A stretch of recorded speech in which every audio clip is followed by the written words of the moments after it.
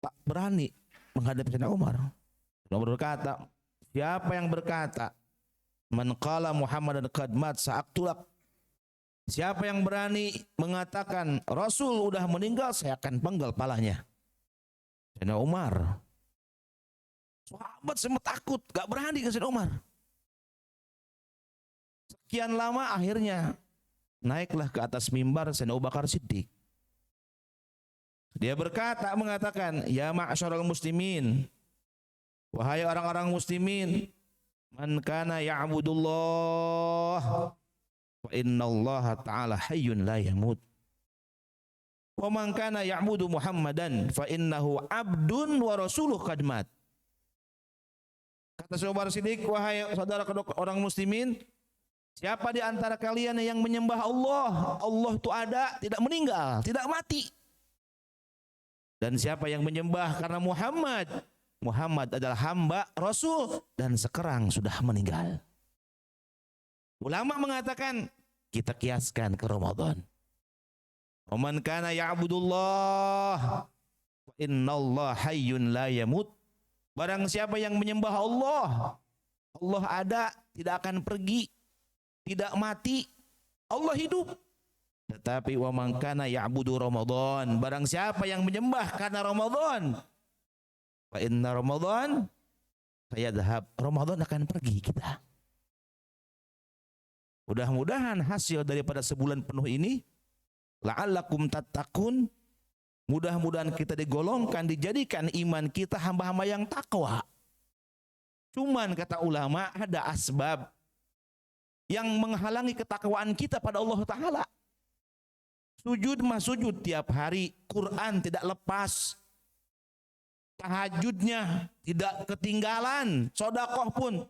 Tetapi ada hal-hal yang menghalangi ketakwaan kita, tidak akan nambah takwa kita pada Allah Ta'ala. Apa itu sebabnya? Ulama mengatakan adalah penyakit hati.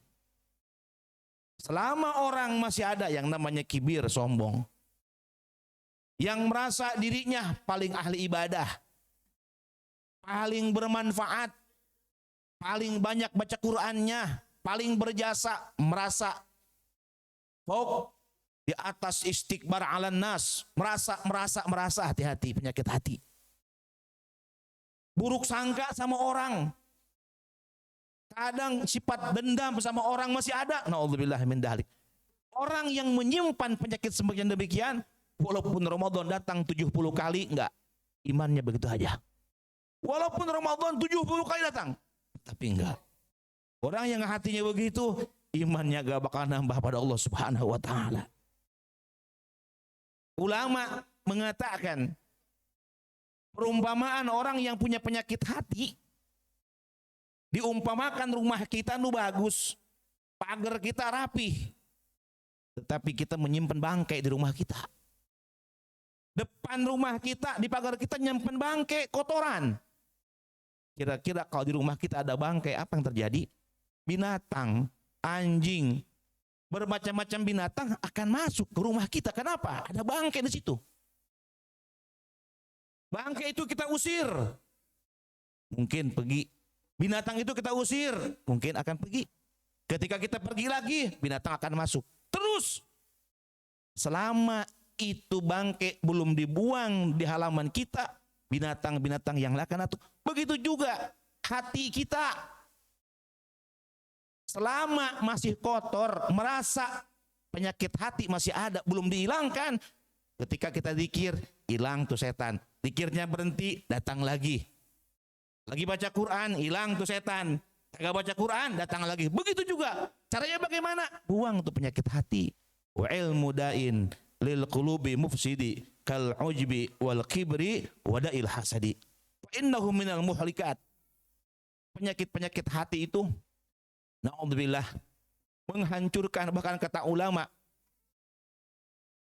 sa'atun min ibadatil qalbi, 1 jam ibadah hati lebih mulia 1 tahun ibadah zahir. Hati kita hati-hati, merasa ridho, merasa ikhlas, merasa kita ini abdun, kita ini budaknya Allah Ta'ala. Merasa Subhanallah, kita ini hamba Allah Ta'ala. Orang yang ibadahnya hati 1 jam kata ulama dibandingkan lebih mulia dibandingkan ibadah zahir selama 1 tahun. Bayangkan pahalanya lebih mulia ibadah hati. Sebaliknya maksiat hati 1 jam apalagi 1 hari lebih besar dosanya dibandingkan maksiat zahir kita sebanyak 1 tahun. Apa penyebabnya? Apa sebabnya? Karena Allah Ta'ala memandang kepada kita bukan pakaian kita yang dipandang, bukan. Bukan jabatan kita yang dipandang, bukan. Harta kita dipandang, tapi apa? Allah mandang pada hamba hatinya. Bagaimana Allah mandang hatinya si fulan? Ketika kalau hatinya bersih, maka pandangan Allah, rahmat Allah akan datang. Maka ulama-ulama kita kalau Ramadan tuh la yallah binadrah minal ainir rahimah. Ya Allah, la yallah binadrah, pandanglah kami ya Allah dengan pandanganmu yang bawa rahmat. Tudawi kulamabi, yang mengobati setiap penyakit hati. Ulama-ulama kadang suka mendawamkan itu kalimat, itu doa. Kalau Ramadan mengatakan Allah ya Allah binadrah minal ainir rahimah tudawi kulamabi min amradin sakimah, itu doa ulama, itu mustajabah. Diulang-ulang, kenapa? Hati yang paling penting. Jadi mudah-mudahan Allah Subhanahu wa Ta'ala menjelang detik-detik akhir, mudah kegiatan kita minta sama Allah Subhanahu wa Ta'ala, ya Allah, sebagaimana kau berikan nikmat kami sujud di bulan Ramadan, sebagaimana kau berikan nikmat kepada kami enaknya baca Quran, sebagaimana kau berikan nikmat kepada kami enaknya witir tarawih, maka berikan juga selain Ramadan. Karena hanya Allah Ta'ala yang memberikan kenikmatan. Allah Ta'ala Ramadan ada, bulan Syawal ada Allah Ta'ala. Ya ada, selepas itu Allah ada. Ibadah kita jangan berkait dengan suatu zaman, tapi ibadah kita adalah menyembah Allah Subhanahu wa Ta'ala. Mudah-mudahan kebaikan-kebaikan yang sudah kita kerjakan, khususnya bulan Ramadan, senantiasa istimrar, terus dawam, akan berkelanjutan walaupun selain Ramadan. Al-hayatu hikayah, hidup adalah cerita. Faj'al hayataka hikayatan thayyibah, jadikan cerita kita di muka bumi ini cerita yang baik. Kalau kita udah nggak ada diceritain di kalangan keluarga, di kalangan tetangga, kalangan teman-teman kita, fulan bin fulan, fulan bin fulan, subhanallah. Jadikan kata ulama, jadikan Ramadan muwadda. Ini Ramadan mungkin buat kita, ya Allah, ini Ramadan akhir buat kita. Jangan sedih karena waduh saya sedih. Kenapa? Ramadan mau pergi. Jangan sedih Ramadan mau pergi, tapi sedihkan diri kita. Apakah kita berjumpa lagi enggak tahun yang akan dah? Kalau Ramadan pergi pasti akan datang kembali. Tanyakan diri kita masih ada apa tidak ketika Ramadan yang akan datang. Karena Ramadan pasti tikrarus sanah, berulang-ulang setiap tahun Ramadan akan datang. Diri kita kam ini ikhwanina, berapa yang saudara kita tahun kemarin ada Haji Fulan, Syekh Fulan, tetangga kita. Sekarang mereka berkemana pada mereka orang. Nah kita akan nyusul. Maka mudah-mudahan jadikan Ramadan tobat yang sesungguhnya. Tobat dari mata kita yang haram. Tobat daripada mulut kita kadang-kadang caci maki orang, jelek-jelek orang. Tobat yang betul-betul tobat. Maka kata ulama sufi, belajar salat taubat semua tubuh kita. Jadi puasa kita bukan cuma puasa haus makan doang. Apa? Tobatkan mata kita dengan salat taubat kita. Salat taubat Ta'ala mulut kita kadang-kadang nih. Salat taubat pada Ta'ala dengan telinga kita, hidung kita, kaki kita, tangan kita, kemaluan kita. Belajar salat taubat. Taubat yang sesungguhnya taubat pada Allah Subhanahu. Tubu ilallahi taubatan nasuha. Taubat yang sungguhnya tobat. Mudah-mudahan Allah berikan taufik hidayah kepada kita semuanya, terutama para sepuh, para ibu-ibu, orang tua. Lidah kita ini bermanfaat, ibu. Kita punya anak, kita punya cucu. Lidah kita ini bermanfaat. Jangan diharap lidah kita gak bermanfaat, kata ulama. Nitip sama Allah bagaimana generasi akan datang.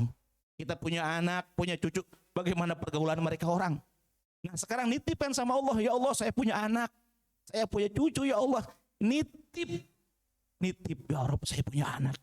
Tolong jaga mereka, tolong bimbing dia, jauhkan daripada pergaulan. Doa ini tiap hari di Ramadan mustajabah. Ada berapa hari lagi? Mudah-mudahan Allah berikan taufik hidayah pada kita semuanya.